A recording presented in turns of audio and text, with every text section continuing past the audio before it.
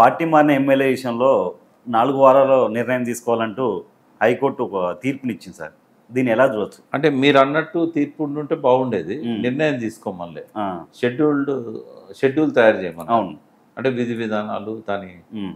అది సాగదీయడానికి వాళ్ళు ఉపయోగించుకుంటారు. హ్మ్. 4 వారాల్లో నిర్ణయం తీసుకోండి అంటే బాగుండేది. హ్మ్. బట్ నిర్ణయం తీసుకోమనలేదు కాబట్టి ఇది ఒక 1 ఇయర్, 2 ఇయర్స్ సాగుతూనే ఉంటది. సాగుతుంది. మళ్ళీ పిటిషనర్స్ మళ్ళీ హైకోర్టు పోవాలి.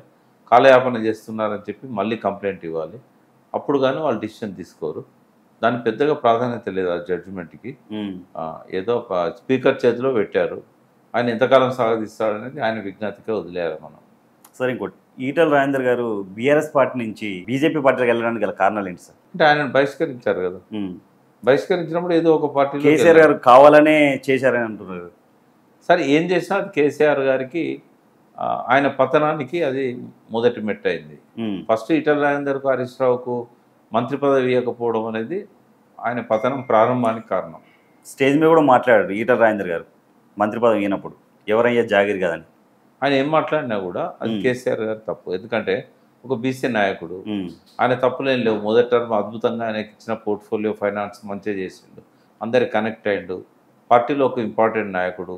కష్టకాలంలో వచ్చి జాయిన్ అయ్యి పార్టీని భుజాల మీద వేసుకున్న వ్యక్తి. ఆయనను బయటికి పంపే విధానం కానీ, ఆయన పట్ల కేసీఆర్ అనుసరించిన పద్ధతి కానీ అదే ఆయన పతనానికి దారితీసింది. అలా ఒక్క కారణం చాలు, ఈటెల రాజేందర్ అనేవాడు టీఆర్ఎస్లో ఉండుంటే ఈ పార్టీ ఇట్లా పతనం అయ్యేది కాదు. ఆయన పంపించిన పద్ధతి నాతో సహా లక్షలాది మందికి కేసీఆర్ మీద కోపం తెప్పించింది. అది ఆయన పతనాన్ని ఆయనే కోరి తెచ్చుకున్నాడు. సార్ ఇంకోటి, హైడ్రా ఇప్పుడు ఎక్కడ చూసినా ఇదే చర్చ నడుస్తుంది సార్. హైడ్రా అనేది ఒక సంస్థను స్థాపించి మన రంగనాథ్ గారిని తీసుకొచ్చి దీనివల్ల ఎక్కువ సామాన్య ప్రజలు ఇబ్బంది పడుతున్నారు కదా సార్. ఫస్ట్ నాగార్జున గారు దానికాడికి వెళ్ళాడు, తర్వాత పేదల కాడికి వెళ్ళాడు. FTL అంటారు, బాబర్ జోన్ అంటారు, బాబర్ జోన్లో ఉంటే కూలగొడతామన్నారు. మళ్ళీ తర్వాత ఇప్పుడు ఉన్న ఇళ్ళను ఉంచుతాం, ఖాళీ ప్లేస్లు ఉన్న వాళ్ళని నెక్స్ట్ ఇల్లు కట్టుకోకుండా చేస్తామంటారు. ఇది కరెక్టా సార్? ఇది అసలు హైడ్రానా డ్రామానా సార్? దీని వెనక చాలా ఉంది, మీరు చెప్పాలి సార్. ఉద్దేశం మంచిది, బట్ ఇంప్లిమెంట్ చేస్తున్న పద్ధతి కానీ, తర్వాత ఆయన అనుకున్న ఈ తొందరపాటు కానీ ఇవన్నీ కూడా కరెక్ట్ కాదు. ఒక డ్రామా కూడా ఉంది దాని వెనకాల. బట్ రంగనాథ్ మంచోడు, ఉద్దేశం మంచిది. ఆయన మంచి ఆనెస్ట్ ఆఫీసర్. ఏదేమైనా కూడా తెలంగాణ వ్యాప్తంగా చెరువులను పరిరక్షించాల్సిన బాధ్యత ముఖ్యమంత్రి మీద ఉంది. బట్ ఆయన తెలంగాణను పరిగణలోకి తీసుకోలేదు, ఓన్లీ హైదరాబాద్ తీసుకున్నాడు. ఇలా నేను తప్పబడుతున్నది ఏంటంటే, ఆయనకి ఎమ్మెల్యేలు కావాలి, టీఆర్ఎస్ ఎమ్మెల్యేలు. గ్రామీణ ప్రాంతాల్లో ఉన్న ఎమ్మెల్యేలను బిల్లులు ఇయ్యక సతాయించి ఇబ్బంది పెట్టి వాళ్ళకి ఇష్టం లేకపోయినా కూడా బలవంతంగా చేర్చుకున్నాడు. ఎందుకంటే బిల్లులు ఇవ్వాలి కదా. కొన్ని వందల మంది కార్యకర్తలు పనులు చేశారు. వాళ్ళు రోజు వచ్చి ఎమ్మెల్యే ఇంట్లో కూర్చుంటారు. ఆ డబ్బులు ఇవ్వాలంటే ఈయన మీరు పార్టీలోకి రండి. అక్కడనో రాహుల్ గాంధీ దగ్గర కమిటీ అయ్యండి, పార్టీని విలీనం చేసుకుంటా అని. ఎందుకంటే యాంటీ డిఫెక్షన్ లా తెచ్చింది రాజీవ్ గాంధీ, దాన్ని సపోర్ట్ చేసింది రాహుల్ గాంధీ. మనం తెచ్చిన వాళ్ళ మీద దాన్ని అమలు చేయకపోతే ఎవరు అమలు చేస్తారు? ఎలక్షన్లు అప్పుడు కూడా చెప్పారు, పార్టీ మారే వాళ్ళు రిజైన్ చేసి మళ్ళీ గెలిచి రావాలని. ఇన్ని మాట్లాడిన తర్వాత రేవంత్ రెడ్డి దానికి విరుద్ధంగా వాళ్ళని కలుపుకోవడం అనేది వాళ్ళకి ఇబ్బంది కలిగించింది. అడిగితే ఏమంటాడంటే, నేను అందరు ఎమ్మెల్యేలు నాకు టచ్లో ఉన్నారు, పార్టీని ఆయన ఎట్లయితే టీడీపీని కాంగ్రెస్ను విలీనం చేసుకున్నాడో నేను అట్లా చేసుకుంటా అని చెప్పొచ్చాడు. ఇక్కడికి వచ్చే వరకు 9-10 మంది చేరిన తర్వాత బ్రేక్ పడ్డది. ఒక్కొక్కరు మళ్ళీ వెనక్కిపోయే పరిస్థితి వచ్చింది. అప్పుడే గత్యంతరం లేని పరిస్థితుల్లో అక్కడ ఇచ్చిన మాట నిలబెట్టుకోవాలంటే సిటీలో గెలిచిన ఎమ్మెల్యేలు కూడా కావాలి. సిటీలో ఒక బీజేపీ, ఒక కాంగ్రెస్, 7 మజ్లిస్, మిగిలిన ఎమ్మెల్యేలు అందరూ టీఆర్ఎస్. వీళ్ళని ఎట్లా లాక్కోవాలి అంటే ఇక్కడ హైడ్రా అనేది ఒక పనికి వస్తుందని అనుకున్నాడు ఆయన. అన్నట్టేనే షేర్లింగంపల్లిలో కూల్చివేతలు మొదలు కాగానే గాంధీ పోయి కలిసింది. గాంధీ పోదలుచుకుంటే ప్రకాష్ గౌడ్ పోయినప్పుడే పోవాలి. చంద్రబాబు చెప్పగానే ప్రకాష్ గౌడ్ పోయిండు, మరి గాంధీ పోలే, గోపీనాథ్ పోలే. ఇప్పుడు ఈ కూల్చివేతల ద్వారా వాళ్ళ మీద ఒత్తిడి తెచ్చి తన వైపు లాక్కున్నాడు. ఇదంతా దీని వెనకాల తెర వెనుక నడుస్తున్నది. ఇంకోటి, అసలు దానికి ఒక విధి విధానాలు సరిగా లేవు. ఇప్పుడు జలవనరులు ఉన్నా కూడా అలా కట్టుకోవద్దు అనేది ఎప్పుడు వచ్చింది? సుప్రీంకోర్టు జడ్జిమెంట్ ఇచ్చినాక వచ్చింది 1990s. బట్ అంతకంటే ముందు పట్టా భూములలో ఇల్లు కట్టుకోవడాన్ని హైకోర్టే ధృవీకరించింది. హైకోర్టు ఆర్డర్స్తోనే చెరువులు కబ్జా అయినాయి. చెరువులు పట్టా భూములు కదా. ఇప్పుడు బ్రిటిష్ పాలనలో లేదు, ఇది నిజాం పాలనలో ఉంది.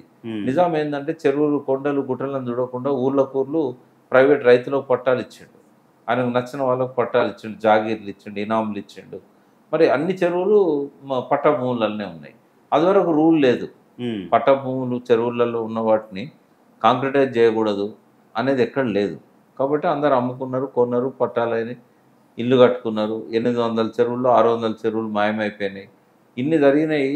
ఇవన్నిటి కారణం ఏంటంటే అప్పటి ప్రభుత్వాలకు చెరువులను రక్షించాలనే ఒక పట్టుదల లేకపోవడం. ఆ చట్టవిరుద్ధం కానే కాదు, ఎందుకంటే ప్రైవేట్ భూములు అవి. హైకోర్టులే డైరెక్షన్లు ఇచ్చినాయి, కుంటలు మాయమైనాయి, చెరువులు మాయమైనాయి. అందులో ఎవరు తప్పు లేదు, ఎందుకంటే ఆనాటి ప్రభుత్వాలు ఆ విధానాలు తీసుకోలేదు. తర్వాత సుప్రీంకోర్టు ఎప్పుడైతే ఇచ్చిందో భూమి నీదైనా కూడా నీళ్లు ఉన్నంత వరకు వ్యవసాయం తప్ప ఇంకేం చేయకూడదు, నీళ్లు తగ్గినప్పుడు వ్యవసాయం చేయి, నీళ్లు ఉన్నప్పుడు వదిలేయి, అలా కాంక్రిటైజ్ చేయకూడదని సుప్రీంకోర్టు 30 ఏళ్ళ కింద జడ్జిమెంట్ ఇచ్చింది. ఆ జడ్జిమెంట్ ఇచ్చిన కాంచి అది ఒక కట్ ఆఫ్ డేట్గా పెట్టుకోవాలి. ఆ తర్వాత ఏవైతే ఎంక్రోచ్మెంట్స్ అయినాయో వాటిని కూల్చేయడం కానీ, అకస్మాత్తుగా కూల్చేయడానికి రైట్స్ లేవు ఈ ప్రభుత్వానికి కానీ రంగనాథ్ గారికి కానీ. కోర్టు పర్మిషన్ తీసుకొని చేయాలి. నోటీసులు ఇవ్వకుండా, నోటీసులు ఇచ్చినా కూడా కోర్టు అనుమతి తీసుకొని కూలగొట్టాలి. శనివారం ఆదివారమే ఇది చేస్తున్నారు సార్. అంటే కోర్టుకి వెళ్ళే అధికారం ఉంది కదా అని బుల్డోజ్ చేయడం, అది పద్ధతి కరెక్ట్. సున్నపు చెరువుది, అది మాదాపూర్ దగ్గర సున్నపు చెరువు అయినా, అస్మత్ చెరువు అయినా, అది ఆల్వాల్ చెరువు అయినా పట్టాలున్నాయి. రైతులకు ఆడ ఇల్లు కట్టుకోవడానికి ఇచ్చారు.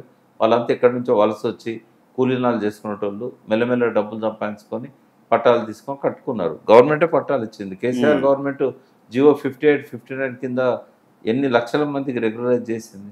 అవన్నీ స్లమ్సే కదా. ఒకప్పుడు 300 స్లమ్స్ లేకుండే, ఇప్పుడు 2500 పైన ఉన్నాయి. మరి స్లమ్స్ అన్ని తెలంగాణ ప్రజలు, శ్రీకాకుళం వాళ్ళు, ఒరిస్సా వాళ్ళు వచ్చి కట్టుకున్న స్లమ్సే కదా. అలా 90% తెలంగాణ గ్రామీణ ప్రాంతాల వాళ్ళే ఉన్నారు కదా. చేయడం అనేది కరెక్ట్ కాదు. హ్యూమన్ ఫేస్ ఉండాలి గవర్నమెంట్కు, ఒక మానవీయ కోణం ఉండాలి.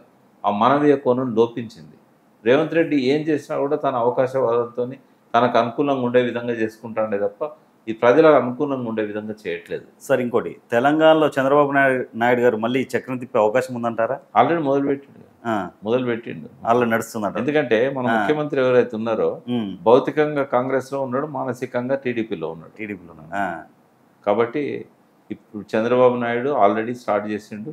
ఏ సమస్య పరిష్కారం కాదు, కృష్ణా జలాలది పరిష్కారం కాదు, పాలమూరు రంగారెడ్డి రాదు, ఏది రాదు. సార్ మొన్న రేవంత్ రెడ్డి గారు మాట్లాడుతూ యూట్యూబ్ ఛానల్స్ మీద చాలా విమర్శలు చేశారు సార్. ప్రతివాడు యూట్యూబ్ ఛానల్ పెట్టడం, మెల్లో తాడేసుకోవడం, మేము జర్నలిస్ట్ అనడం అన్నాడు. ఇదే యూట్యూబ్ ఛానల్ వల్ల కాంగ్రెస్ పార్టీ అధికారంలోకి వచ్చిందని రేవంత్ రెడ్డి గారు తీర్మానం మళ్ళీ అరెస్ట్ చేసినప్పుడు జర్నలిస్ట్ని ఇలా చేయొద్దని చెప్పి కేసీఆర్ మీద మాట్లాడిన రేవంత్ రెడ్డి ఈరోజు చాలా వల్గర్గా మాట్లాడారు సార్. దీన్ని ఎలా చూడొచ్చు? అంటే ఎవరైతే పునాదిని మర్చిపోతారో వాళ్ళ భవిష్యత్తు ఉండదు. తను ఎక్కొచ్చిన మెట్టును తనే మర్చిపోతే తనే తుడిచేయాలనుకుంటే ఎట్లా? ఇవాళ రేవంత్ రెడ్డి కానీ, తీర్మానం మల్లన కానీ వీళ్ళంతా ఇవాళ ప్రజలకు అర్థమైందో తెలిసిందో అంటే because of social media. Main stream media చాలా తక్కువ. అవును సార్, సోషల్ మీడియానే ఎక్కువ. బట్ ఇవాళ వాళ్ళే దాన్ని, అంటే ఒక రకంగా చెప్పాలంటే సునీల్ కనుగోలు ఎలక్షన్ల టైంలో స్ట్రాటజీ ప్లే చేసి 300-400 కోట్లు ఖర్చు పెట్టి అధికారంలోకి రావడానికి మంచి వ్యూహం ఇచ్చాడు ఆయన. ఆ వ్యూహంలో సోషల్ మీడియానే ప్రధాన భాగం. 200-300 కోట్లు దానికే ఖర్చు పెట్టారు. అంటే ఈ సోషల్ మీడియా లేకపోతే ఇలా కాంగ్రెస్ ప్రభుత్వం లేదు. సోషల్ మీడియాలో వాళ్ళు చేసిన అబద్ధ ప్రచారాల వల్లనే జనం నమ్మారు.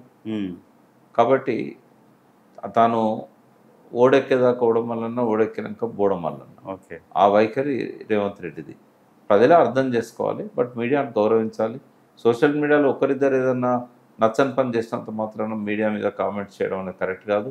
ప్రజాస్వామ్యంలో సోషల్ మీడియాకు పూర్తి రైట్ ఉంది. వాళ్ళు పోయి ఏ ఇంటర్వ్యూ అయినా చేయొచ్చు. కొండారెడ్డిపల్లెలో వాళ్ళ సొంత గ్రామంలో జరిగిన సంఘటన దృష్టి మహిళల మీద ఇద్దరు సరిత కానీ, విజయారెడ్డి కానీ, వాళ్ళు మొదటి నుంచి సీనియర్ జర్నలిస్టులు. వాళ్ళు ఏమి సోషల్ మీడియాతోనే రాజకీయాలు, మన మీడియాకు వచ్చిన వాళ్ళు కాదు కదా. కొత్తగా సోషల్ మీడియా పెట్టుకున్న వ్యక్తిని కూడా మనం గౌరవించాలి. వాళ్ళ మీద కోపంతో ట్యూబులు అని చెప్పి ఇట్లా మాట్లాడడం అనేది కరెక్ట్ కాదు. ముఖ్యమంత్రి సోషల్ మీడియా క్షమాపణలు చెప్పాలి. ఆ విజయారెడ్డి సరిత మీద జరిగిన దాడి మీద క్షమాపణలు చెప్పాల్సి ఉన్నది. ఈ మీడియాను అవమానపరచకుండా గౌరవించాలని చెప్పి కోరుతున్నాను. సార్, పోచారం శ్రీనివాసరెడ్డి గారు బీఆర్ఎస్ పార్టీ నుంచి కాంగ్రెస్ పార్టీలో పోవడానికి గల కారణం ఒక్క పోచారమే కాదు, ఎక్సెప్ట్ దానం నాగేందర్. దానం నాగేందర్ అంటే ఎక్కడ అధికారం ఉంటే అక్కడికి దానం నాగేందర్, కడియం శ్రీహరి గారు తప్ప మిగిలిన ఎమ్మెల్యేలు అందరూ పోవడానికి కారణం ఏంటంటే బిల్లులు ఆపి వాళ్ళని ఇబ్బంది పెట్టాడు. ఉమ్, ఇష్టపూర్వకంగా ఎవరు పోలే. ఉమ్, కేసీఆర్ మీద వ్యతిరేకతతో కూడా పోలే. ఒక్క మాట మాట్లాడలేదు ఎవరు కేసీఆర్కి అగెనిస్ట్. ఉమ్, ఒక్క దానం నాగేందర్ తప్ప, అది కూడా రేవంత్ రెడ్డి మెప్పు కోసం మాట్లాడాడు. ఉమ్, ఏ ఒక్క ఎమ్మెల్యే ఈ రోజు వరకు కేసీఆర్ గారిని కానీ నెగటివ్గా మాట్లాడలేదు, పైకి నుంచి పాజిటివ్గా మాట్లాడారు. ఉమ్. ఆయన గురించి దూషణ లేదు. ఆయన గౌరవించుకుంటూనే పోయారు. కొందరు చెప్పిపోయింది వచ్చి. సరే, ఇదే దానం నాగేందర్ గారు మొన్న అసెంబ్లీలో బీఆర్ఎస్ నాయకుల్ని ఎవరైనా అమ్మ తోలు తీసుకోకుండా రోడ్ల మీద తిరిగిన అసెంబ్లీలో ఇలాంటి భాష మాట్లాడచ్చు సార్? ఖైరతాబాద్ ప్రజలను అడగాలి మరి అటువంటి వ్యక్తిని ఎందుకు పంపించిండ్రు ఉమ్, అసెంబ్లీకి. అటువంటి ఎందుకంటే ముఖ్యమంత్రి మాట్లాడుతున్నప్పుడు పండబెట్టి తొక్కి పేగులు మెడకేసుకుంటారా కొడుక అని చెప్పి ముఖ్యమంత్రి అన్నప్పుడు ఉమ్. ఎదరాదే తదా ప్రజ. మరి ఎమ్మెల్యేలు అంతకంటే గొప్పగా ఎట్లా మాట్లాడతారు? మనం దానం నాగేందర్ని కాదు అనాల్సింది, రేవంత్ రెడ్డిని అనాలి. రేవంత్ రెడ్డి. బండి సంజయ్ గారు మాట్లాడుతూ బీఆర్ఎస్ని కాంగ్రెస్లో కలుపుతారంటారు. రేవంత్ రెడ్డి మాట్లాడుతూ బీఆర్ఎస్ బీజేపీలో కలుపుతారు. వీళ్ళిద్దరు మాటల్లో అసలు ఏది నమ్మాలి సార్? ఎవరి మీద ఎవరు ఆరోపణలు చేసుకున్నా కూడా బీఆర్ఎస్ స్వతంత్రంగా ఉంటుంది. ఉమ్, ఇప్పుడు రాబోయే రోజుల్లో ఎదిగే రాజకీయ శక్తి బీఆర్ఎస్. ఉమ్, బీఆర్ఎస్ ఎవరు తుడిచివేయలేరు. అక్కడ కూడా అనుకున్నారు చంద్రబాబు నాయుడు అతి తక్కువ సీట్లతోని ఓడి పొంగనే ఇక రాడు. ఉమ్, మరి మళ్ళీ ఆయనే అధికారంలోకి వచ్చాడు కదా. కాంగ్రెస్ పార్టీని లేకుండా చేస్తాను కేసీఆర్ అనుకున్నాడు, పోయిందా కాంగ్రెస్ పార్టీ? పోలే. ఇవాళకి తెలంగాణలో బలమైన నాయకుడు రేవంత్ రెడ్డి కాదు, కేసీఆర్. ఈరోజు ఐజాన్ టుడే. కాబట్టి ఆయన ప్రభావం తగ్గలేదు. ఓ 6 నెలలు ఆయన ఇంట్లో కూర్చున్నంత మాత్రాన జనం ఆయన మర్చిపోలేదు. ఇప్పటికీ ఆయన టీవీ ఛానల్లో కనబడ్డాడంటే రాష్ట్రంలో ఉన్న ప్రతి టీవీ కూడా ఆయన్నే చూపెడతాయి. సార్, కేసీఆర్ గారు ఇంత సైలెంట్గా ఉన్నారంటే వైలెంట్ ఎంతగా సీరియస్గా ఉండబోతుంది ఆయన బయటకు వస్తే. అట్లని కాదు, ఆయన ఏంటంటే ఎప్పుడు ఏం చేయాలనో బాగా తెలిసిన వ్యక్తి. ఆ, ఎక్కడ తగ్గాలి, ఎక్కడ పెరగాలి. కాబట్టి మళ్ళీ ఆయన రాజకీయ క్షేత్రంలోకి వస్తాడు, రావాలని కోరుకుందాం. ఉమ్, ప్రజలు సమస్యలు ఎదుర్కొంటున్నప్పుడు మౌనం మంచిది కాదు. అసలు నేను ఎక్స్పెక్ట్ చేశాను మొన్న ఆయన వరదలలో ఉమ్, ప్రజలను కలవడానికి వస్తాడని. ఏ కారణం చేత రాలేదు. ఇప్పటికి కూడా ఆలస్యం కాలేదు. ఆయన వెంటనే రావాలి. ఎందుకంటే ఇట్లాంటి పెద్ద లీడర్ల మీద ప్రజలు చాలా ఆశలు పెట్టుకుంటారు. ఉమ్, అధికార పార్టీలో ఉన్నా ప్రతిపక్షంలో ఉన్నా కూడా ఆయనకున్న ప్రభావం తగ్గదు. ఆయన మీద ప్రజలు పెట్టుకున్న ఆశలు కూడా తగ్గాయి. ఏదో తాత్కాలికంగా ప్రజలు ఆయనను వద్దనుకున్నారు. కానీ ఇప్పుడు మేము తప్పు చేస్తామనే ఫీలింగ్లో పడ్డారు చాలామంది. ఆయన వెంటనే రావాలి, ప్రతిపక్ష నాయకునిగా బాధ్యత తీసుకోవాలి, జనంలోకి పోవాలి, ఓదార్చాలి, ప్రభుత్వాన్ని నిలదీయాలి, అవసరమైన హక్కులను సాధించాలి, ఎక్కడన్నా అవమానాలు జరిగినా భరించాలి. ముందుగా ఆయన జరిగిన ఓటమికి ఆయన ప్రజలకు ఏం చెప్పదలుచుకున్నాడో చెప్పాలి. మౌనం మంచిది కాదు. ఉమ్, తర్వాత ఏ లోపాలైతే చేసిండో ఇక ముందు జరగాయనే ఒక హామీ ఇవ్వాలి. పార్టీని ప్రక్షాళన చేయాలి.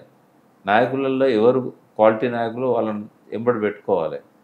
ఎవరి వల్ల తనకు మైనస్ పాయింట్లు వచ్చింది వాటిని దూరం పెట్టాలి. ఓకే. మరి ఆ విఘ్నత ఆయనకు ఉంది, ఆ పరిజ్ఞానం ఉన్నది. మరి ఆయన ఏం ఆలోచిస్తున్నాడని మనకు తెలియదు, బయటకు వస్తే కానీ తెలుస్తుంది.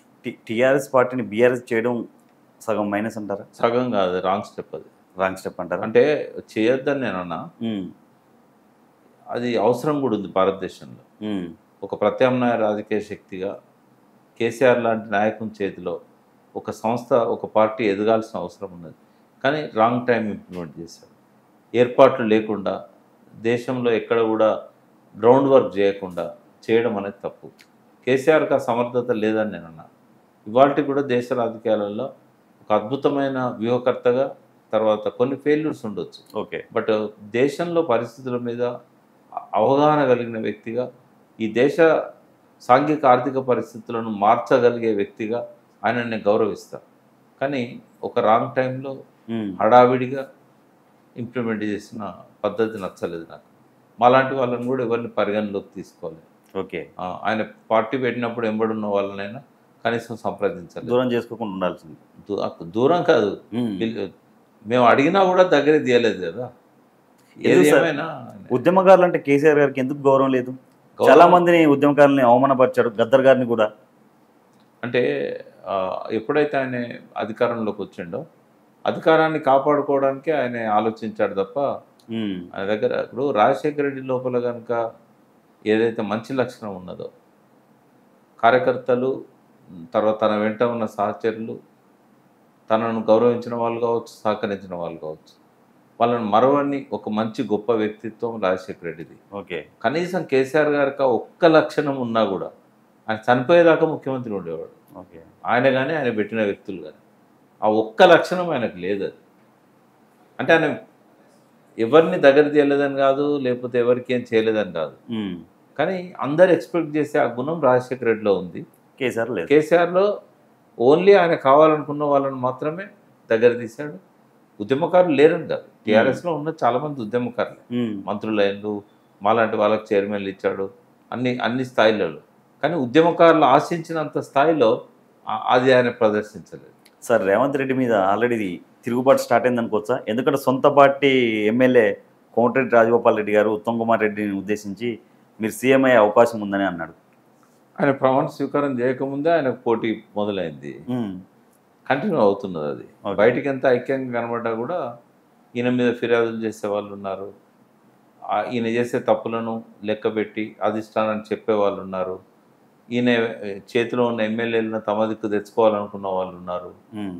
ఎప్పుడు దిగిపోతారని చూసే వాళ్ళు ఉన్నారు, అవసరమైతే అవకాశం దొరికితే కాలు బట్టి కిందికి లాగేయాలనే వాళ్ళు ఉన్నారు.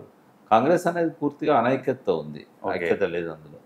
కాబట్టి ఎంతున్నా ఆయన ఈ ఫిరాయింపులను ప్రోత్సహించడానికి కారణము సో ఇదొకటి. కేవలం ఏంటంటే రేపు ఆయన వెంట ఇవాళ 65 మంది ఎమ్మెల్యేలు ఉన్నారు. ఆ. బట్ ఆయన ఏమనుకుంటుండు, వీళ్ళంతా పార్టీలో ఉన్నారు కానీ తన వెంట లేరు అనుకుంటాను. ఆయన వెంట ఉన్నది 35 మంది. అదే. కాబట్టి రేపు ఏ పరిస్థితుల్లోనైనా పదవిని కాపాడుకోవాలనుకున్నప్పుడు ఇంకో 24-25 మంది ఆయనకు అవసరం. అందుకే బీఆర్ఎస్ వాళ్ళని బీఆర్ఎస్ వాళ్ళని తన దిక్కు తెచ్చుకుంటాడు. హ్మ్. ఓ, అది చంద్రబాబు నాయుడు గారు ఆ రోజుల్లో అధికారంలోకి రావడానికి కేసీఆర్ గారే రోడ్ మ్యాప్ ఇచ్చేవాళ్ళంట. ప్రజల వద్దకు పాలన కానీ జన్మభూమి లాంటి కార్యక్రమాలు. అలాంటి కేసీఆర్ గారికి మంత్రి పదవి ఇవ్వనందుకే బయటకు వచ్చారు కదా, అసలు ఎందుకు జరిగింది అది? చాలా పాత విషయము. నేనేమంటున్నా అంటే హ్మ్. మంత్రి పదవి రానందుకు ఆయన అలిగిండు, కొంత అసంతృప్తితో ఉన్నాడు. హ్మ్. మేమేం చేసామంటే ఇదే మంచి అవకాశము, అధికార పార్టీలో ఒక డిప్యూటీ స్పీకర్ స్థాయిలో ఉన్న వ్యక్తి హ్మ్. తెలంగాణ ఉద్యమానికి వస్తే బాగుంటుంది అనే ఉద్దేశంతో హ్మ్. మేము పోయి ఆయన కలిసి రావాలని చెప్పి ఎందుకు అవసరం అనే దాని మీద 5-6 నెలలు చర్చలు జరిగినాయి. ఫైనల్గా ఆయన కన్విన్స్ అయ్యి వచ్చిండు. ఆయన లోపల మంత్రి పదవి రాలేదనే బాధ ఉన్నా కూడా పార్టీ పెట్టడానికి అది కారణం కాదు. హ్మ్. ఆయనకు తెలంగాణ సమస్యల మీద అవగాహన ఉంది, రైతులకు ఉచిత కరెంట్ ఇవ్వాలని కోరింది ఆయనే. ఆ తర్వాత ఛార్జీలు అంటే ఎన్టీఆర్ దగ్గర పోయినప్పుడు ఉచితంగా ఇవ్వలేము, 50 రూపాయలు పెడదామని చెప్పేసి 50 రూపాయలు ఒక్కొక్క మీటర్కి పెట్టాడు ఆయన, హ్మ్. రీడింగ్తో సంబంధం లేకుండా. అటువంటిది కరెంట్ ఛార్జీలు పెంచుతాం, మీటర్లు పెడతాం అని చంద్రబాబు అన్నప్పుడు, బషీర్బాబులో కాల్పు జరిగినప్పుడు వాటికి స్పందనగా ఆయనే ఆ లెటర్ రాశాడు. హ్మ్. అప్పుడు మేము ఆయన పోయి తెలంగాణ ఉద్యమంలోకి వస్తేనే ఇవన్నీ పరిష్కారాలు అవుతాయి, తెలంగాణ రాకపోతే మీరు ఏ మంత్రులకు ఎన్ని ఉత్తరాలు రాసినా ముఖ్యమంత్రిని ఎంత వేడుకున్నా తెలంగాణ బాగుపడదు అని చెప్పి సంతపూర్ రఘువీర్రావు అని ఒక జర్నలిస్ట్ ఉండే, ఫస్ట్ ఆయన పోయి కలిసిండు. తర్వాత కేకే మహేందర్ రెడ్డి, నేను, ఇట్లా మేమందరం కూడా మెల్లమెల్లగా ఆయనకు అటాచ్ అయినాం. ఆ తర్వాత ఆయన మంచి నాలెడ్జ్ ఉన్న వ్యక్తి, తెలంగాణ సమస్యల మీద ఆయనకు ఉండాల్సినంత అవగాహన లేకుండే. మేము అప్పటికే ఒక 4-5 ఏళ్ళ నుంచి తెలంగాణ కోసం నేను, ఇన్నయ్య మేమంతా పనిచేస్తున్నాం. ఇన్నయ్య గారు మొట్టమొదటిసారి దగపడ్డ తెలంగాణ పుస్తకాలు కూడా ఆయనే ప్రింట్ చేశాడు. మాకందరికీ ప్రేరణ అవి. ఆ పుస్తకాలు ఆయనకి ఇచ్చి నేను రాసిన ఒక 100 వ్యాసాలు నీళ్ళ మీద ఎట్లా న్యాయం జరిగింది, ఇట్లాంటివన్నీ ఆయనకు చెప్పి ఆయన కన్విన్స్ చేసుకొని ఆ పార్టీ పెట్టడానికి మాకు ఒక 6-7 నెలలు పట్టింది. మొత్తానికి ఏంటంటే ఆయన కోపం చంద్రబాబు నాయుడు మీద ఉన్నా కూడా ఆయన దించడానికి పెట్టలేదు తెలంగాణ రాష్ట్ర సమితిని, తెలంగాణ సాధన కోసం పెట్టాడు. ఢిల్లీ లిక్కర్ కేసులో కవిత గారికి బెయిల్ మంజూరైంది సార్. ఆ కేసులో ఏం లేదు, అది కేజ్రీవాల్ను టార్గెట్ చేసి కొట్టడానికి, కేసీఆర్ను అప్రతిష్ట పాలు చేయడానికి బీజేపీ కుట్ర, అది అంటే వాస్తవం లేదన్న. మోడీ గారికి కేసీఆర్ అంటే భయమేనా సార్? బలం. రేవంత్ రెడ్డిని తీసుకొచ్చింది ఎవరు? రాహుల్ గాంధీ, నరేంద్ర మోడీ తీసుకొచ్చాడు. ఓకే. ట్రయాంగిల్ ఫైట్ రాకుండా చూసిండు తెలంగాణలో, దానికోసం తనంతను తగ్గించుకున్నాడు. దూకుడుగా పోతున్న బండి సంజయ్ని తప్పించిండు. ఓకే. ఇదంతా మోడీ ఏంటంటే చాణక్య రాజకీయం. ఏంటి, కేసీఆర్ను కొట్టాలంటే ఓకే ముఖాముఖి పోటీలో ఉండాలి. ట్రయాంగిల్ పోటీ ఉంటే కేసీఆర్ మళ్ళీ గెలుస్తాడు, ఓకే, మళ్ళీ ముఖ్యమంత్రి అవుతాడు. ఎప్పుడైతే కేసీఆర్ భారత రాష్ట్రం పెట్టిండో ఆయన షేక్ అయ్యాడు. ఇంకా మహారాష్ట్రలో చాలామంది నాయకులు అన్ని పార్టీలలో చేరిండు. ఓ 10-15 ఎమ్మెల్యే సీట్లు, 2 ఎంపీ సీట్లు గెలవగలిగే బలం ఆ రోజుల్లోనే బీఆర్ఎస్కి వచ్చింది. ఈయన ఇట్లా వదిలిపెడితే దేశం అంతా విస్తరిస్తాడు, ఈయన టార్గెట్ ప్రధానమంత్రి కావడము, ఈయనని ఇక్కడనే కట్టడి చేయాలని చెప్పి ఎట్లాగో మనం అధికారంలోకి వచ్చేది లేదు. కానీ ఆ పోటీని ఇవ్వకుండా సంజయ్ వెనక్కి లాగినట్టయితే వన్ సైడ్ కాంగ్రెస్కి ఉంటుంది పోటీ. అట్లా ఆయన కావాలని చేసిన రాజకీయం అది. కాంగ్రెస్ కుమ్మక్కై చేయలే, కేసీఆర్ను తగ్గించడానికి చేసిన కుట్ర అది. దానికోసం ఆయన తనను తను చంపుకునే విధంగా బండి సంజయ్ని తగ్గించుకున్నాడు. కాంగ్రెస్ గవర్నమెంట్ వచ్చి 9 నెలలు అవుతుంది సార్. ఇప్పటివరకు ఒక హోమ్ మినిస్టర్ లేరు, ఒక ఎడ్యుకేషన్ మినిస్టర్ లేరు. ఇప్పుడు డ్రగ్స్ ఎక్కువైపోయినాయి, అసలు లా అండ్ ఆర్డర్ కరెక్ట్ లేదు. దీన్ని ఎలా చూడొచ్చు సార్? అసలు ఎందుకు? పాలన స్తంభించింది. ఏమున్నది ఇప్పుడు, మంత్రులందరికీ ఫ్రీడమ్ ఇచ్చినట్టే ఉన్నది, ఉమ్, కానీ ఓ విధానం లేదు, ఓ పద్ధతి లేదు, డబ్బు లేదు వాళ్ళ దగ్గర, డబ్బు సంపాదించుకోవడానికి మార్గము లేదు, అటువంటి మేధావులను నింబడి పెట్టుకోలేదు. నేను ఇందాక చెప్పాను ఒక ఛానల్లో, ఉమ్, నన్ను ఒక్కని పక్కన పెట్టుకున్నా కూడా 5 ఏళ్లలో ఆ, 1,00,000 కోట్ల రెవెన్యూ ఎట్లా పెంచాలనో నేను ఆయనకు చెప్తా. సంవత్సరానికి ఇంకో 1,00,000 కోట్ల ఆదాయాన్ని ఉమ్. ఎట్లా రాష్ట్ర ప్రభుత్వం పెంచుకోవాలనో సరైన పద్ధతుల్లో నేను చెప్పాను. సలహాదారుడు కరెక్ట్ లేడంటారా? లేరు సలహాదారులు, అంటే వాళ్ళని అడుగుతాయి కదా. ఉమ్, ఇప్పుడు సలహాదారులు ఉంటారు, ఎప్పుడు ఉమ్, మేధావులు కూడా ఉంటారు, కానీ అడగాలి, ఉపయోగించుకోవాలి కదా. ఉమ్, అని పెట్టుకున్నది సలహాదారులను ఈ విషయాలలో అవగాహన ఉండి మేధావులు ఉన్న వాళ్ళని కాదు. తను రాజకీయంగా వాళ్ళకు ఒక అవకాశం ఇవ్వాలి. వాళ్ళు మంచి వాళ్ళే, కేశవరావు గారు కానీ వేం నరేందర్ రెడ్డి లాంటి వాళ్ళు కానీ ఉన్నారు. బట్ వాళ్ళని అడగాలి, వాళ్ళ నుంచి ఆ సలహాలు తీసుకోవాలి. బట్ వాళ్ళు పొలిటికల్ పార్టీ అకామిడేట్ చేయడానికి చేసుకున్నాడే తప్ప నిజంగా సలహాలు వినడానికి కాదు కదా. ఆంధ్రప్రదేశ్లో జగన్ ఓడిపోవడానికి గల కారణాలు ఏంటి సార్? అక్కడ ఆంధ్రప్రదేశ్లో ఆయన ఓడిపోవడానికైనా ఉమ్, కేసీఆర్ ఇక్కడ ఓడిపోవడానికైనా రెండే కారణాలు. ఒకటి, ప్రజలతో సంబంధం లేకపోవడం, ఉమ్, అంటే ప్రజలు ఏం ఆలోచిస్తున్నారో ఫీడ్బ్యాక్ లేకపోవడం. ఓకే. దూరంగా ఉన్నారు ఇద్దరు కూడా, ప్రజలకు దూరంగా ఉన్న వాళ్ళే. ఉమ్, రెండవది ఏంటంటే విపరీతమైన ఈగో, అహంభావం. ఉమ్, ఈ రెండే వాళ్ళిద్దరిని బలి చేస్తున్నాయి. మిగతా కారణాలు ఎన్ని ఉన్నా ఈ రెండు ప్రధానమైనవి. ఉమ్. చంద్రబాబు ప్రభుత్వానికి వార్నింగ్ ఇచ్చిండు జగన్మోహన్ రెడ్డి. ఎల్లకాలం మీ ప్రభుత్వం ఉండదు, తప్పుడు సంప్రదాయాన్ని కొనసాగిస్తున్నారు, మీ నాయకులు కూడా రేపు ఇదే గతి పడితే జైలు పాలవుతారని ఇది నందిగామ సురేష్ అరెస్ట్ గురించి మాట్లాడాడు ఎవరు? జగన్. జగన్ అంటే ఏదున్నా కూడా చంద్రబాబు మాత్రం జగన్ చేసిన తప్పులు చేస్తాడని నేను అనుకోను. ఉమ్, చాలా తెలివికలవాడు. రేపు పోలవరం కంప్లీట్ చేస్తాడు ఈ 3 ఏళ్లలో, అదేవిధంగా అమరావతి కంప్లీట్ చేస్తాడు. మోడీ కూడా ఇప్పుడు చంద్రబాబు ఏం చెప్తే అది వినాల్సిన పరిస్థితి వచ్చింది. ఉమ్, ఇలా కింగ్ మేకర్ రోల్ ప్లే చేస్తున్నాడు దేశ రాజకీయాలలో. ఉమ్, ఆయన మళ్ళీ అధికారంలోకి వస్తాడు. ఆయన ఉంటాడా, లోకేష్ ఉంటాడా, ఇంకోరిని పెడతాడు నాకు తెలియదు. కానీ తెలుగుదేశం పార్టీ జనసేన ఐక్యంగా ఉంటే కనుక రెండోసారి కూడా పాలన వాళ్ళకే ఉంటుంది. జగన్ పోయినట్టుగా చిత్తుగా ఓడిపోయే పరిస్థితి మళ్ళీ రాదు. ఆయన చాలా కష్టపడుతున్నాడు కూడా. మొన్న వరదలప్పుడు. అవును సార్, మొన్న వరదలప్పుడు చంద్రబాబు గారు అంత కష్టపడి 3:30 దాకా కలెక్టరేట్లో ఇవన్నీ ఉండి రివీల్ చేస్తుంటే, ఇక్కడ మన తెలంగాణ మంత్రులే కానీ ఎవరు అసలు వరదలో చిక్కుకున్న అనుభవంతో ఒక పాప, చిన్న పాప ఒక మాట అన్నది సార్, 16-17 సంవత్సరాల అమ్మాయి, మీరు 9 మందిని 9 గంటలైనా కాపాడలేరు, మీరు ఈ రాష్ట్రాన్ని ఎలా కాపాడతారు, ఏం పీకడానికి మీ గవర్నమెంట్ అని కూడా అన్నది అమ్మాయి. అది ఏదున్నా కూడా చంద్రబాబు అనుభవాల నుంచి గుణపాఠాలు తీసుకున్నాడు. తెలంగాణ మీద కూడా ఆయన ఏమి నెగిటివ్గా మాట్లాడలేదు. 10 ఏళ్ల పాలనలో అద్భుతంగా అభివృద్ధి జరిగిందని చెప్పాడు. దేశంలోనే ప్రథమ స్థానంలో తలసరి ఆదాయాన్ని పెంచారని చెప్పాడు.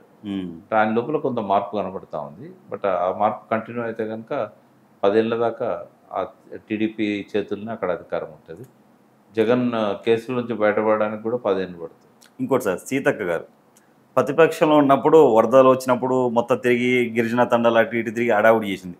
ఇప్పుడు మొన్న అంత పెద్ద వరదలు వచ్చినా కానీ సీతక్క ఎక్కడ కనపడలేదు. అంటే ఆదివాసుల మీద మామూలుగా రేపులు ఇలాంటివి జరిగినప్పుడు కూడా ఎక్కడ వచ్చి మాట్లాడట్లేదు. పోవాల్సి ఉండే, బట్ అక్కడ పరిస్థితి బాగాలేదు. ఎందుకంటే ఎన్కౌంటర్లు మళ్ళీ స్టార్ట్ అయినాయి, నక్సలైట్ ఉద్యమం మళ్ళీ. సీతక్క గారు కొంచెం రేవంత్ రెడ్డి గారు భజన చేస్తుంది అనిపిస్తుంది. అంటే పార్టీలో ఉన్నప్పుడు, ముఖ్యమంత్రిగా ఆయన ఉన్నప్పుడు, కేబినెట్ మంత్రి ఏమున్నప్పుడు డెఫినెట్గా ఆమె నోరు తెచ్చి అగైనెస్ట్ ఎట్లా మాట్లాడుతుంది. ప్రజల సమస్యలు ఉన్నప్పుడు పోవాలి. బట్ ఆమెకున్న పని ఒత్తిళ్ళు కావచ్చు, మా ఎమ్మెల్యే ఆమె కాబట్టి వ్యక్తిగతంగా మంచిది ఆమె. బట్ ఆమెకున్న వెసులుబాటు ఇవన్నీ చూసినప్పుడు కొద్దిగా పోకపోవచ్చు. అక్కడ కూడా ఏంటంటే మళ్ళీ మావోయిస్టులు, మొన్ననే ఒక ఎన్కౌంటర్ అయింది, ఇటువంటి సమస్యలు అన్నీ ఉన్నాయి. మొన్న మలక్పేట బ్లైండ్ హాస్టల్లో, లేడీస్ హాస్టల్లో బాత్రూమ్ కడిగి అతను ఒక పాప మీద అత్యాచారం చేశారు సార్. అప్పుడు కూడా సీతక్క గారి మార్క్ ఎప్పుడు కనపడలే, ఎక్కడ కనపడలే. అంటే ఆమె ఇటువంటి వాడికి పోవడం వల్ల ఆ ఇష్యూస్కి ప్రచారం బాగా అవుతుంది. అది ప్రభుత్వానికి చెడ్డ పేరు తెస్తుంది. వాటిని ఏం చేస్తారంటే వాళ్ళు రాజకీయంగా ప్రచారం రాకుండా చూస్తారు తప్ప అటువంటి ఇష్యూస్ వాళ్ళకి ఏమైపోతే ఇంకా ఎక్కువ ప్రచారం అవుతుంది కదా. ఇటువంటి సంఘటనలు జరుగుతూ ఉంటాయి. బట్ సీతక్క చూడాలి, ఆమె స్వభావం మాత్రం ప్రజలతో ఉండే స్వభావం. ఆయన అనుకున్నంతగా డెవలప్మెంట్ చేయకపోవచ్చు, బట్ అందులో నుంచే వచ్చింది కాబట్టి, ఆదివాసీ వర్గాల నుంచి వచ్చింది, అడవుల్లో నుంచి వచ్చింది, ప్రజల కష్ట సుఖాలు తెలిసి వచ్చింది.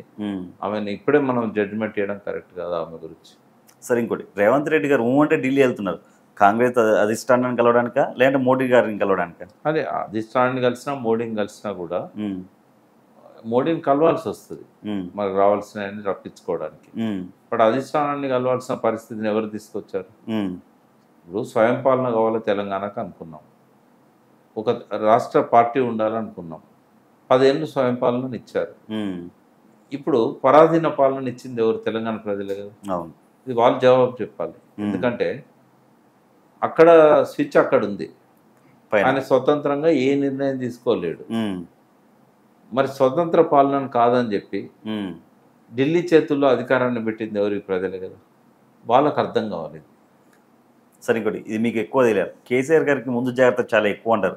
ఇప్పుడు ఎవరన్నా ఒక మనిషి కేసీఆర్ గారిని అపాయింట్మెంట్ అడిగితే ఎందుకు అడుగుతుండు ఏమిటి అని ఆలోచించిన తర్వాత అపాయింట్మెంట్ ఇస్తారంట, నిజమైనది? అవును, ఎందుకంటే ఆయనే కాదు, ఏ రాజకీయ నాయకుడైనా కూడా ఒక వ్యక్తి ఎందుకు వస్తున్నాడో ముందు తెలుసుకుంటారు. వాళ్ళకు ఉన్న ఇంటెలిజెన్స్ ద్వారా కానీ ఆయనకున్న అవకాశాలను ఉపయోగించుకొని ఏం అడుగుతాడు. చెస్లో మనం స్టెప్ వేసే ముందు మనం ఈ స్టెప్ ఎత్తే అవతలోడు ఏం స్టెప్ ఎత్తాడు, ఆ స్టెప్ ఎత్తే నేనేం వేయాలి, ఒక 3-4 స్టెప్స్ ఆలోచిస్తాం. కాబట్టి రాజకీయాల్లో కూడా అది ఉంటుంది, అది అవసరమే. సరే, ఇంకోటి, తెలంగాణ వరద బాధితుల కోసం పవన్ కళ్యాణ్ గారు ₹1 కోటి విరాళం ఇచ్చాడు, రేవంత్ రెడ్డి గారికి చెక్ అందజేశారు. ఎలా చూస్తారు? మంచిదే కదా. ఇప్పుడు ఆయన అభిమానులు తెలంగాణలో కూడా అపారంగా ఉన్నారు. ఇప్పుడు ఆయన తెలంగాణ రాజకీయాలలో క్రియాశీలక పాత్ర చేయకపోవచ్చు, కానీ తెలంగాణలో ఆయన పుట్టి పెరిగిందంతా తెలంగాణ. ఆయన నటుడైంది ఇక్కడ, నటించింది ఇక్కడ. రేపు ఆయన అభిమానులు కోకొల్లలు ఉన్నారు. కాబట్టి కేవలం రాజకీయ కోణం చూడాల్సిన అవసరం లేదు. ఆ పవన్ మొదటి నుంచి కూడా ఒక డిఫరెంట్ క్యారెక్టర్ ఉన్న మనిషి. చేగువేరా తనకు ఆదర్శం అన్నాడు, ఒక రెబల్ ఆయన రాజకీయాలలో. కాబట్టి అటువంటి వ్యక్తి ప్రజల పట్ల స్పందించడం, వరద బాధితులకు సాయం చేయడం అనేది వెల్కమ్ చేయాలి. మనం దాన్ని రాజకీయాలు ఆపాదించు. సరే, ఆంధ్రప్రదేశ్లో పవన్ కళ్యాణ్ గారి రోల్ ఎలా ఉండబోతుంది? ఎందుకంటే జగన్ గారు ఓడిపోవడానికి మెయిన్ కారణం పవన్ కళ్యాణ్. ఆయన 2029లో ముఖ్యమంత్రి కావచ్చు, లేదా 34లో కావచ్చు, కానీ ఆంధ్ర రాష్ట్రానికి ముఖ్యమంత్రి కావడం అనేది 100% అవుతారు. సార్, ఒక్క మాటలో చెప్పండి, కేసీఆర్ అంటే ఏం చెప్తారు? గొప్ప విజన్ ఉన్న నాయకుడు. కేటీఆర్ బాగా భవిష్యత్తు ఉన్న నాయకుడు. హరీష్ రావు ప్రజలను ఎప్పుడూ అంటిపెట్టుకొని ఉండే నాయకుడు. పవన్ కళ్యాణ్ ఈ రాజకీయాల్లో మార్పులను కోరుతున్న ఒక రెబెల్ రాజకీయ నాయకుడు. భవిష్యత్తు ఉంది. చంద్రబాబుకు విజన్ ఉంటుంది, కానీ ఆయన గొప్ప ఆర్గనైజరే కానీ గొప్ప నాయకుడు కాదు. బట్ ఆయన అనుకున్నది సాధించడంలో పట్టుదల గల వ్యక్తి.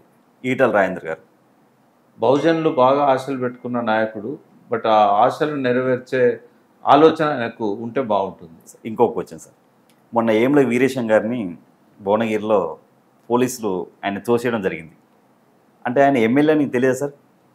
కొంతమంది ఎమ్మెల్యేలు అయినా కూడా అందరికీ సుపరిచితులు కానక్కర్లేదు కదా, అట్లా జరిగి ఉంటుంది. అది వేముల వీరేశం కూడా మంచి నాయకుడు, విప్లవ పార్టీలకు వెళ్ళి ఎదిగొచ్చిన నాయకుడు. బట్ ఆయన అంత పాపులర్ ఫిగర్ కాదు. చాలాసార్లు ఏమైందంటే, మేము టీవీలలో ఎప్పుడు కనబడుతుంటాం కదా, మమ్మల్ని గుర్తుపట్టి మంత్రులను కూడా తోసేసిన సందర్భాలు ఉన్నాయి. అవును, ఎందుకంటే వాళ్ళ మంత్రులను వారికి తెలియదు. మీరు డైలీ కనబడతారు కదా, రోజు కనబడతాం. కాబట్టి పాపులారిటీ వేరు, ప్రజలు ఎన్నుకున్న నాయకుడు ఆ కాన్స్టిట్యున్సీ వరకు. ఎందుకు టీఆర్ఎస్ పెట్టిన నాటి వరకు కేసీఆర్ అంటే రాష్ట్రంలో ఎవరికి తెలియదు, ఒక మెదక్ జిల్లాలు తప్ప. ఆయన మంత్రిగా కూడా 2 సార్లు చేశాడు. కానీ జయశంకర్ సారే అడిగిండు నన్ను, కేసీఆర్ అట ఎట్లుంటాడా, ఆయన మంత్రి కూడా చేసిండట, నాకైతే గుర్తొస్తలేడు అన్నాడు. అట్లా ఇప్పుడు పాపులర్ కానక్కర్లేదు కదా. అట్లా వీరేశంది పోలీసులు తెలుసుకోవాల్సి ఉంటుంది. ఆయన గన్మెన్లు ఉన్నారు కదా, పక్కకున్న గన్మెన్ అని అడగాలి ఎవరిని అని. సార్, ఇంకొకటి లాస్ట్ క్వశ్చన్ సార్, అసలు తీన్మార్ మల్లన్న క్యారెక్టర్ ఎవరికి అర్థం కావట్లేదని చెప్పి జనాలు మొత్తం తల వాదుకుంటారు. ఒకసారి కాంగ్రెస్ని తిడతాడు, ఒకసారి బీఆర్ఎస్ని తిడతాడు, ఇప్పుడు కాంగ్రెస్లో ఎమ్మెల్సీ అయ్యండి మళ్ళీ కాంగ్రెస్ని తిడుతున్నాడని చెప్పి ప్రజలు అంటున్నారు. దీన్ని ఎలా చూడవచ్చు?